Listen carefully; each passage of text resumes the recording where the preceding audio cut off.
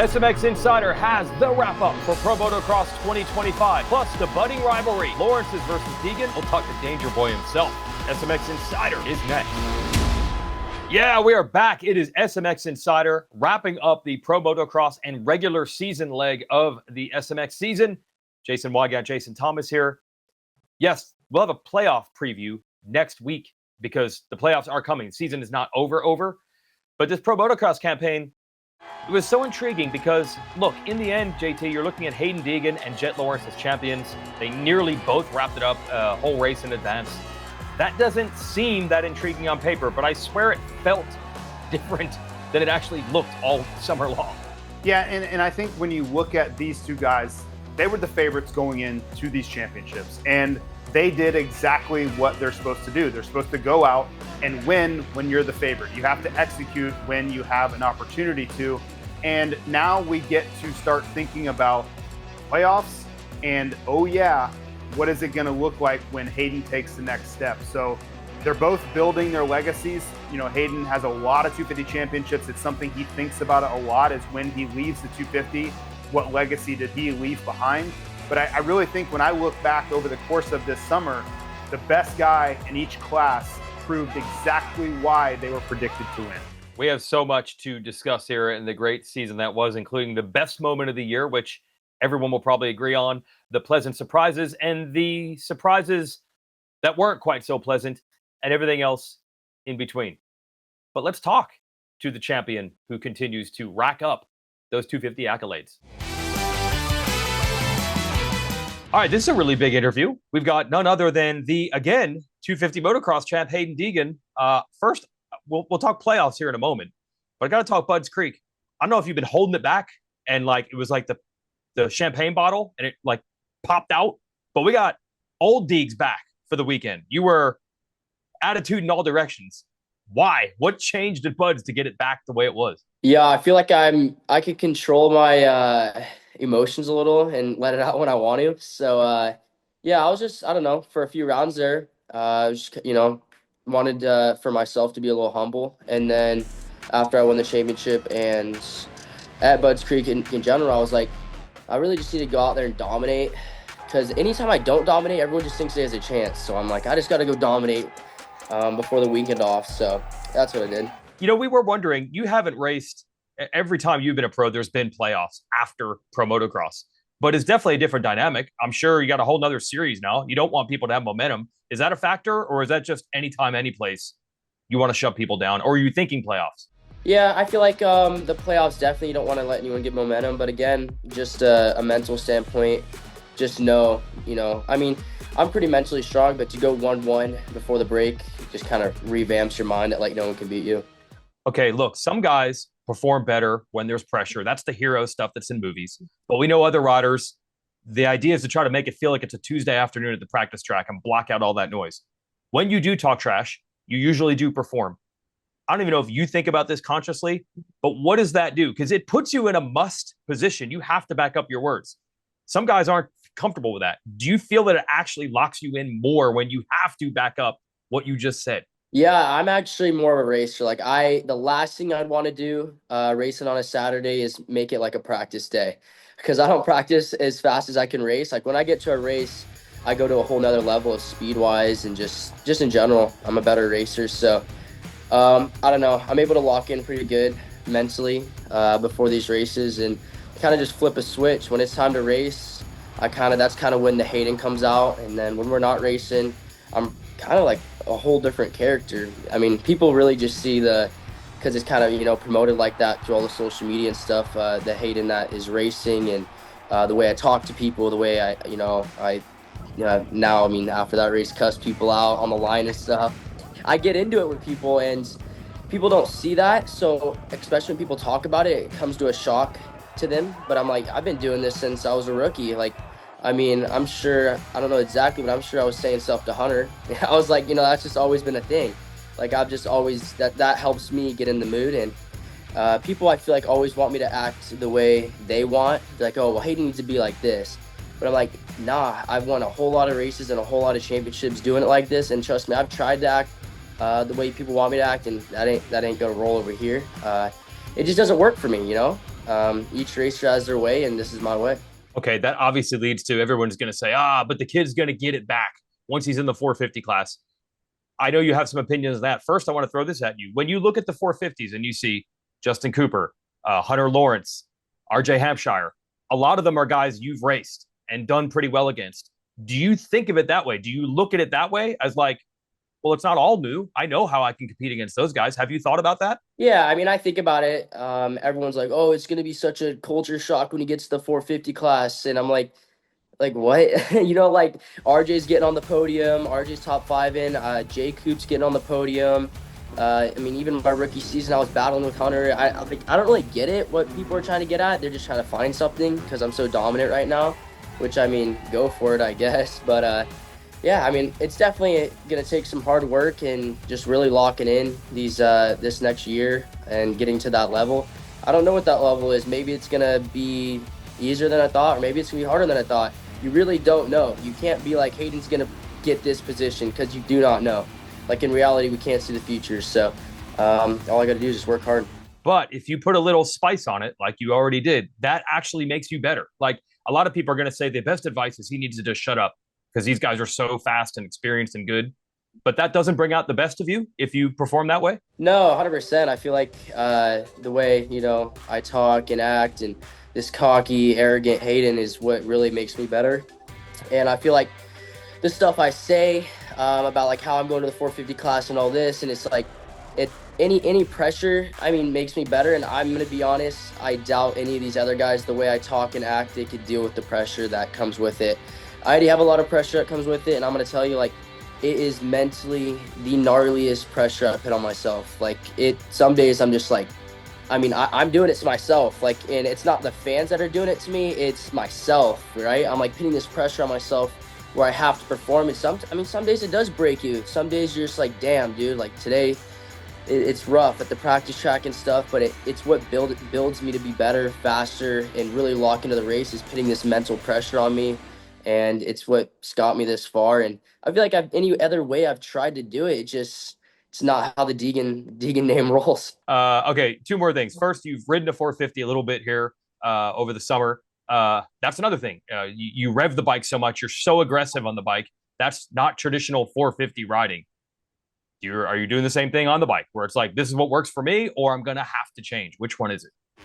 Yeah, the 450, when I hopped on it, I was like light years quicker on it. I'm like, I don't think people understand, like, a 450 is the power is insane, especially this start. I'm on 450, I got on it, and I'm like, dude, this has double my 250. Like, I can go way faster on this thing. And it really opened my eyes, like, the first time I've been on it, because I've only ever ridden a stock 450. So I'm like, I got on that factory bike, and I'm like, now I can see why these guys at the Pro Nationals can sometimes qualify 2 seconds faster than the 250 class, It's like, because there's so much more power, when you're a racer, you understand it more. Maybe from a fan perspective, just like watching, they wouldn't understand exactly what the top racer feels. But truly, the 450, I feel like I can go to another level. And I mean, we won't know until I race, but personally, myself and my team, they could see it. Once you get on that 450, it's like, people don't think my style is going to work on it, but I'm like, oh, it does. Okay, let's talk playoffs here. Look, you now have a Supercross title. You got 2 motocross titles. Clearly, you're pretty good on anything, but it actually seems like this might be your best discipline. Do you like the hybrid tracks and everything that comes with playoffs? Yeah, I enjoy the SMX a lot because I feel like Supercross season, towards the end of Supercross season, I really got going. I was really quick. Salt Lake, I won by like over 10 seconds, I believe, around there.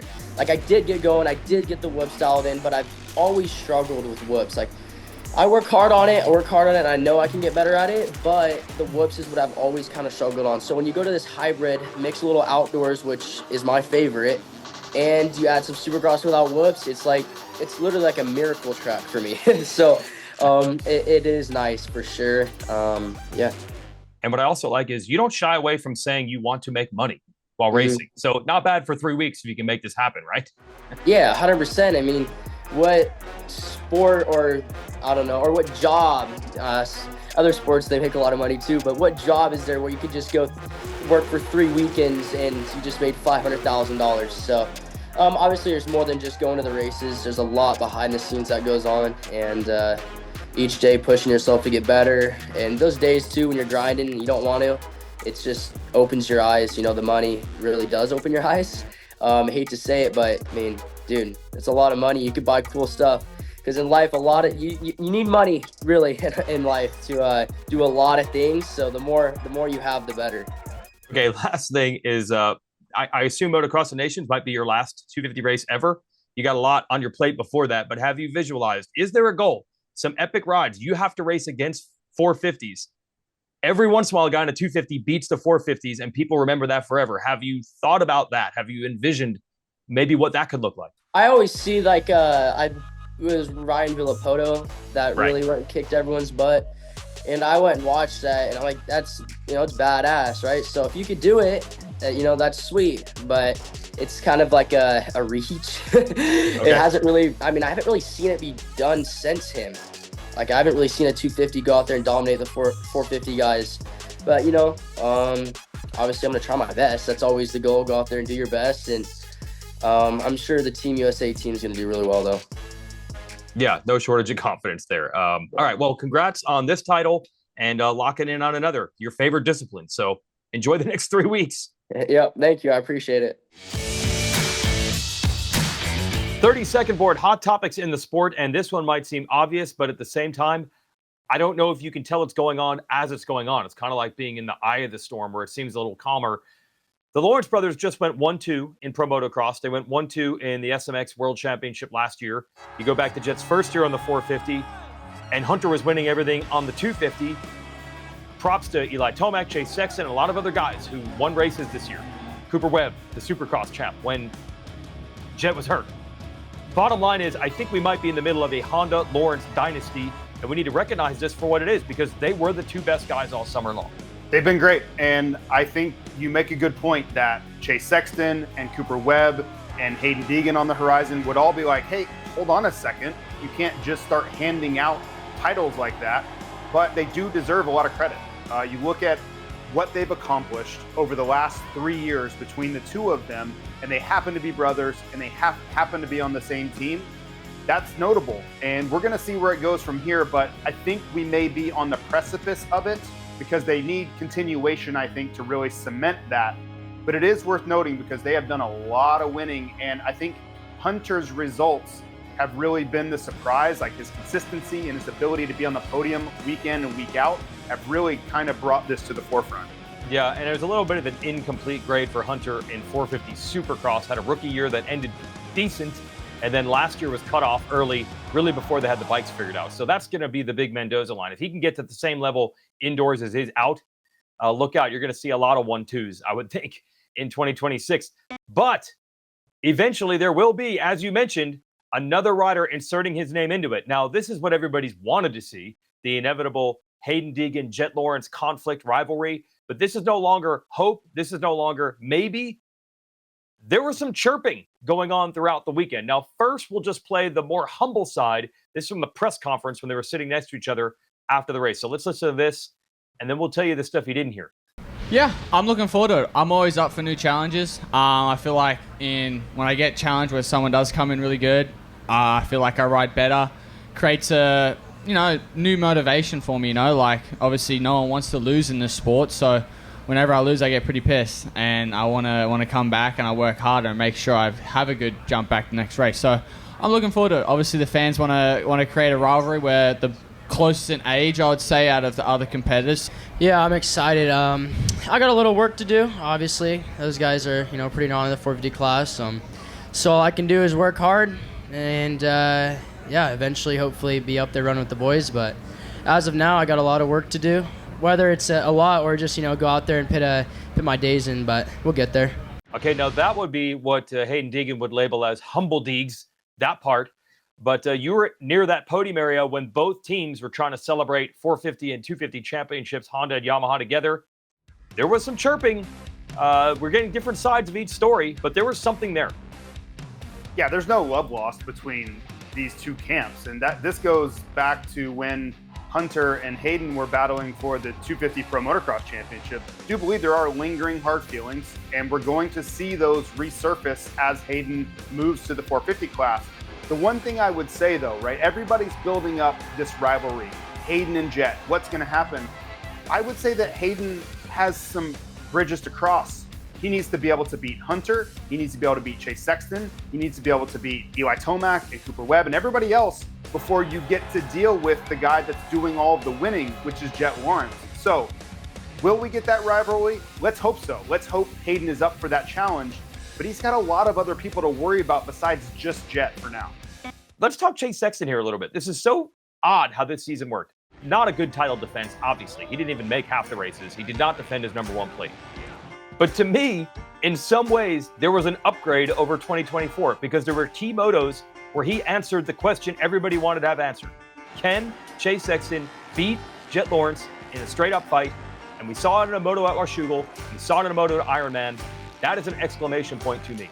Chase was great when he was around. That's the whole thing. Look at Monster Energy Supercross. There's no way that you could say that when Chase was on, that he wasn't the fastest rider on the racetrack most of the time. I mean, you don't win main events by 20 seconds when you're not the fastest guy, but the same issues still persist for Chase is mentally, can he hold it together? Physically, can he hold it together? Can he mesh with a brand new team when we believe he's moving over to Monster Energy Kawasaki for 2026? There are a lot of questions there that he still has to answer amidst the success we're watching. And that's where it's going to be, champion or not, moving forward, is how he manages those things, because I don't believe the job's gonna get any easier. Jet's coming into his prime. Hayden's about to move into the class. Look how good Hunter has gotten. So Chase, yes, fantastic summer. We really got glimpses of brilliance that show what Chase can do, but he's gotta be able to do that for 11 rounds if he wants to be Pro Motocross champ. And you think about these 3 upcoming playoff rounds, it's going to be another test, because for the last 2 years, it has ended in disaster at the final round of these playoff rounds. So it's going to be another chance for him to right that wrong. Yeah, and to your point, this is the second time in 3 years he's doing it while leaving a team and planning on going to another, which you're right, doesn't really point to he's turned the page on all the negative, and it's all going to be positive from here on out. This is him leaving another team that he's had success with, which is a bit of a head scratcher. Maybe this time it's the combo we need. But yeah, I guess maybe in some ways it's the same Chase Sexton story. Highs and lows all mixed in. This one probably wasn't what we expected. Pleasant surprise, our next topic here. Garrett Marchbanks, 3rd in both 250 motocross points and 3rd in combined points, Supercross and motocross together. Maybe that's a surprise in some ways because he didn't win a race this year, but he was good indoors and out. And then the solid, consistent, smooth, non-wild performances of RJ Hampshire moving up to the 450. These were pleasant surprises for sure. Yeah, and both of them were not really headline grabbers going in. You know, like you think about RJ Hampshire, I wasn't even sure how he was going to be able to race the opening round when we knew he had had surgery a week before the opener. So to see his progression and to see he really became a podium kind of mainstay. He was in the fight for podiums and motos every round towards the end. I think that was incredible progression, and that's in the shadow of things like Hunter Lawrence and Jet Lawrence and all the other things that the championship talk. So kudos to RJ Hampshire. And then Garrett Marchbanks, if the kid could ever find out how to answer this question of how to get a start, and I know the size of him is a big problem for that, but the riding is phenomenal, and that will be the unlock. And it's not going to change for 2026. Monster Energy Supercross is going to be the same thing, is can Marchbanks get a start? Because if he can, then everything else will be possible, especially when you talk about Hayden and others kind of exiting the class. Like, it's just going to give one more spot to a guy like Garrett. Yeah, we'll talk about that absence of Deegan next year at motocross and what that could mean. But we have to, while we're on this topic of pleasant surprise, look at the other direction. Jorge Prado, it went from not good to bad to worse. And then somehow, I thought Unadilla, that was like peak bad, like the lowest of the low. Somehow Budds Creek, for the multi-time MXGP world champion, was somehow even worse, because I believe he purposely tried to not qualify for the race, because I don't think he wants to ride for this team and on this motorcycle anymore. 43rd in qualifying. JT, is there any way he was just 43rd fastest? Logic would say no. And I could do this entire SMX Insider episode on just Jorge Prado and what we've seen going on. I would do it. I would do it by myself if I have to, because there are so many layers to this. I don't think I've ever seen a situation like this in my life. A rider this decorated, coming in, so many expectations, and for it to go this poorly, both privately and publicly, I don't know that we have any sort of comparison or ever will. This is going to deserve its own book, like an oral, long-form story of how this meltdown, and we're still in the midst of it. Like, we're not at the end because he's still on the race team. We don't know what the future holds, but this is the epitome of the proverbial plane crashing into the mountain. I don't know how it can go worse than this. I don't think I've ever seen a rider personally sabotage his own career in the fashion that Jorge Prado is going about right this second. Yeah, now on the upside, if you heard what JT just said and that you're thinking, wow, that's wild, don't worry. The way this sport and most work are, if you have talent, if you can win ball games or races, you're going to be employed with someone somewhere. So I think it's a matter of when, not if, he ends up back with the Austrian brand of KTM that he's used to. It's just a matter of, is that in 2026? Or can he get out earlier, which I think is what he wants to do. But remember, the way the playoffs are structured, if he doesn't race Kawasaki, Jason Anderson's also done. They just won't have a bike on the track. There's only 20 guys that are guaranteed on the gate. So I think they're going to make him race. I might be wrong. Things could change in the next week or so. But I think they're going to have to go through this loveless marriage existence for at least 3 more weekends. Watch this space. Or maybe he uses it on an audition or a reset now that he knows I'm not getting out of this. Is that possible? That's only up to him. He has to fully engage for that. And we know he's been practicing these SuperMotocross hybrid tracks. He was doing that during the off weekend after Washougal. So maybe it is a chance to leave on some sort of good note. And if this goes the way we think, where he ends up on Red Bull KTM in 2026 or sooner, he better thank his lucky stars that Tom Vial is rumored to be exiting and head back to MXGP for 2026, because I don't think there would be a place to go for him in the USA in 2026. So we're still in, the story's unfolding, right? Stay tuned for more info here, because it seems like it's changing by the second. But it does seem inevitable, though, to your point, that he's going to be back on orange next year. Okay, I want to talk 250 class for next year, because with Deegan out, the last 2 titles are essentially vacating the class. So these 250 guys, Shimoda, Kitchen, Hymas, guys that have won races in this class before 250 Pro Motocross, have got to be thinking, ooh, next year's my year. Yeah, I mean, for sure they should, right? You think about the vacancy that there's going to be there. RJ gone. Vial, we think, will be gone. There's no certainty that Hayden will still be there. I could see a world where he showed up on a 450 in Supercross. So when you have exiting elite riders, yeah, everybody's stepping up saying, this is my time. And I look at a guy like Shimoda, I look at a guy like Levi Kitchen, all of these guys should be there. Chance Hymas, we saw how good he was when he's 100%. So somebody's going to have to fill that elite spot where they're the guy that's back to winning. And all of them, that's what's going to be driving them this offseason, is they know that titles are up for grabs.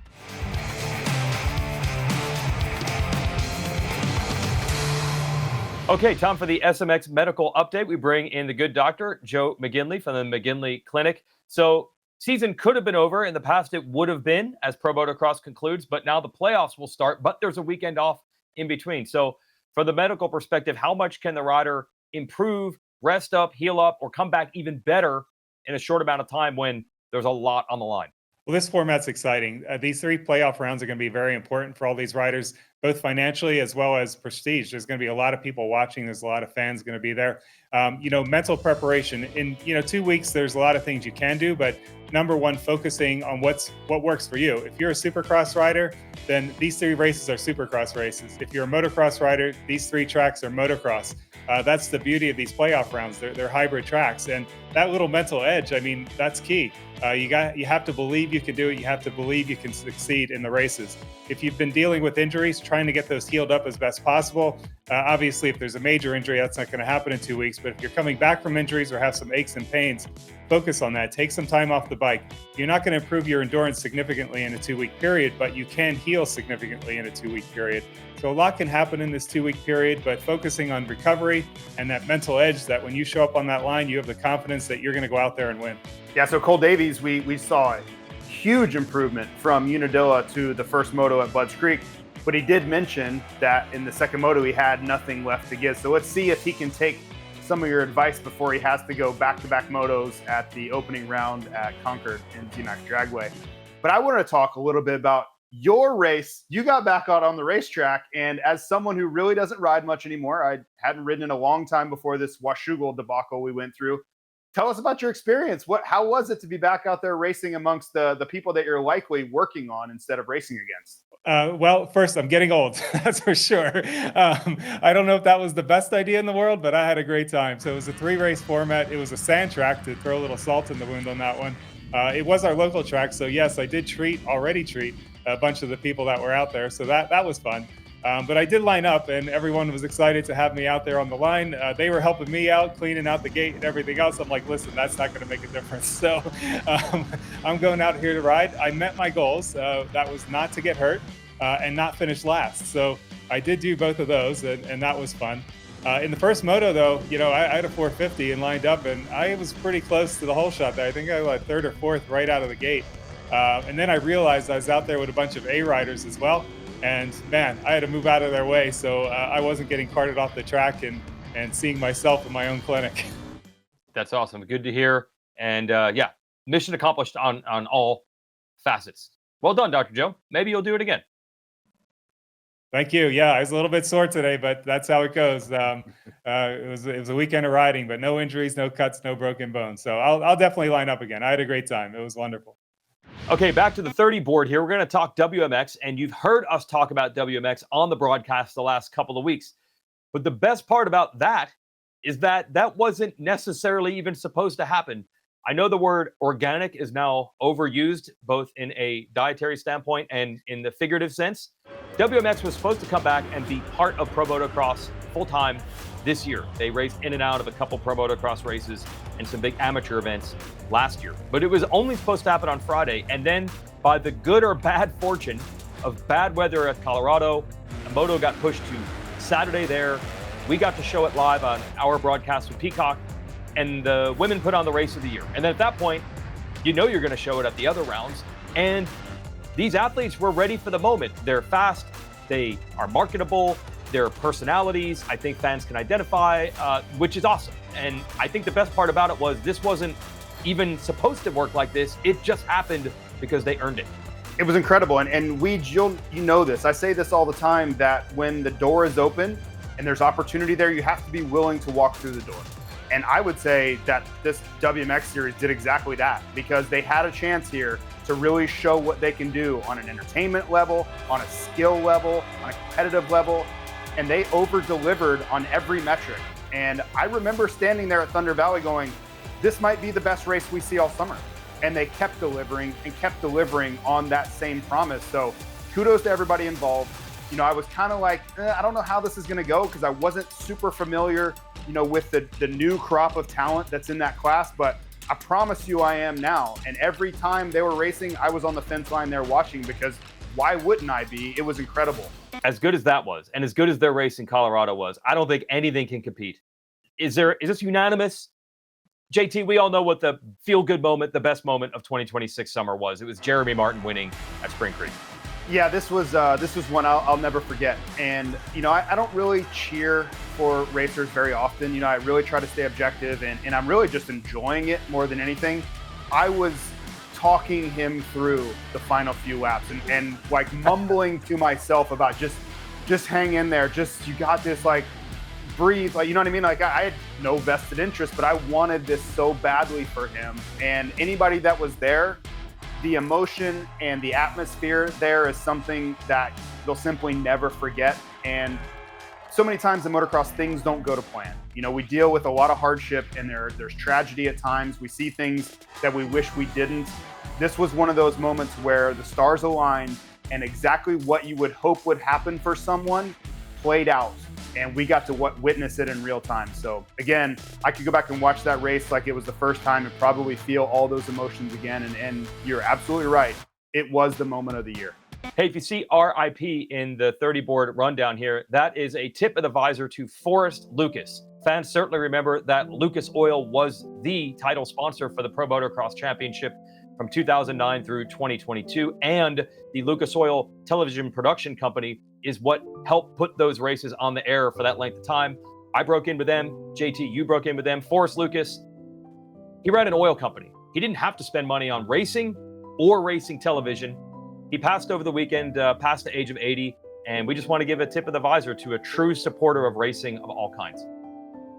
Yeah, and if you want to talk about someone who really wasn't around the races, but may have been the most influential person of all to keep us on track and really help the sport when it needed it most, it may have been Forrest Lucas. So whether you knew him or not, everybody that loves this sport probably owes a debt of gratitude to him and his family. Absolutely. They're all steps as the sport heads toward growth. And the big step now is having playoffs. This could have been the end of the Pro Motocross calendar and the season. That's the way it used to be. But instead, it's building to this crescendo of the playoffs and World Championship. Let's give you the schedule for those. So this weekend is off. We will be back with the show next weekend to preview the playoffs, which begin September 6th, ZMAX Dragway at Charlotte. One of the many good things of the playoffs is that it allows different venues that maybe wouldn't have fit into either the Supercross or Motocross schedule and markets such as Charlotte, and also to we get Los Angeles, we get Vegas back, all these things that have been baked into the playoffs. So the schedule is Charlotte September 6th, St. Louis September 13th, and the World Championship again at the Strip, Las Vegas, September 20th. And I think now everybody gets it. I think there was a lot of head scratching the summer of 2023. Every rider is talking about playoffs in 2025. Yeah, it's really been a home run. And you're right. There was a lot of uncertainty going in. Starting October of 2022, when this was announced, there were so many more questions and answers. But now it has become a certainty in the sport. Riders know how to really prepare for it. They understand what's going to happen. Glad it's here to stay. It's been a 100% great addition to the sport. And what makes it exciting, it's 3 rounds for the big money, the prestige, with the points reset. So Hayden Deegan, who wins a Supercross title and a Motocross title in the same year, giant points lead, is now a 3-point lead over the red-hot Joe Shimoda. Now, and you said this, and you've been very fair about this, Deegan has been the best guy. Shimoda won some races, but really there's not been doubt that Deegan's the best guy. But I keep waiting one of these years, JT, in a 3-round format. One crazy thing can throw this completely up for grabs. Marchbanks, Vial, Hamaker, they're the top 5 seeds coming in. Hamaker, for example, he's making no bones about it. He thinks he can win this, and why not? It's 3 races. Anything can happen. Yeah, Hamaker starts really gives him an edge. He consistently finds himself near the front early on. But I'm looking at Joe here because if he wanted a chance at this and he wanted a reset on the points, look at how close they have been down the stretch. You know, that lead really stayed constant throughout the second half of the season. You could say, well, Hayden was hurt. That's fine. He wasn't hurt at Unadilla, and we saw what Joe did. So I think Joe's looking at this 3-round playoff series. He knows how close he was in 2023. Remember, we were talking about Joe maybe winning this thing halfway through the night. So Joe has a real opportunity here to change the narrative. And can you imagine the hype for Joe Shimoda going into 2026 if he could find a way to dethrone Hayden Deegan? And listen, I didn't call Hayden the king. He called himself the king at the press conference. So if Joe dethroned him going into 2026, Wasabi Joe would be riding high this offseason. Go to the 450s. Okay, here's the bad news for everybody. This is the highest seeded Jet Lawrence has ever been going into the World Championship, and he won it from further back the previous 2 years. But we got to give Justin Cooper and Malcolm Stewart their due here. They raced all the races, and they're 1-3. Yeah, for Justin Cooper, this is a big deal, and we'll see how it plays out when we're driving out of the parking lot there at Las Vegas Motor Speedway. But I think for everyone else, they're in position here, and nothing with the way this point structure goes. If you perform, you're going to get plenty of points to reflect that. I would say though, when I look at that list, the big loser here was Chase Sexton. The way the end of the season played out, he was on fire at Ironman. He looked great, and then everything came apart. And then Malcolm Stewart did what he had to do. Hunter Lawrence really performed down the stretch, and he finds himself in 6th now in the seeding when it we were talking about he was going to be number one no matter what. Going into the opener at Fox Raceway, it was like, oh yeah, this is a no-brainer. Chase Sexton's going to be the number one seed. Not so fast, my friend. Can we bring the graphic up again? I want people to look at how close these points were. This is taking all the points all year. And we say it's 17 Supercross races and 11 Pro Motocross. It's really 22 motos plus 17. So that's 39 opportunities to score points. Look at third, fourth, fifth, sixth. 7 points between third and sixth. That's the difference between 20 points going into the playoffs and 14. Let's wrap this show up. Pro Motocross is a wrap, and playoffs are looming. We're going to tell you when and where you can watch those races starting next weekend. Key thing is this. It's a day race for race 1 at Charlotte, and then night races at St. Louis and Las Vegas. So that's the first thing to know. The times for that first race, 2:30 Eastern time on Saturday, September 6th. Pre-race show live. Adam Cianciarulo, Justin Brayton joining the rest of us on the broadcast crew. And the gates drop at 3 o'clock Eastern for that first race, again on Saturday, September 6th. And that 3 o'clock gate drop will be live on NBC. Of course, you can always watch everything, including the pre-race show and all the races, and race day live qualifying in the morning, Peacock, and or the SMX Video Pass outside the United States. Awesome to have a live NBC broadcast window to kick the playoffs off. JT. It's going to be a great time. If you have not been able to watch the playoffs in the past, or maybe you're a new fan to the sport, this is what it's all about. This is what we've been leading up to since early January for these guys to sort it out over the course of 3 weeks, and can't wait for it. Yeah, awesome to say that Webb will be back, and Sexton will be back, and Hunter and Jet, who were at 1-2, they're still going to be there. Eli Tomac, Justin Cooper, the number 1 seed. The budding rivalry between Hayden Deegan and everybody, Deegan versus everybody in the 250 class, all going to be on display starting next Saturday. And we will have a show to preview the playoffs next week in the same usual spot for SMX Insider. Enjoy the weekend off, and we'll see you then.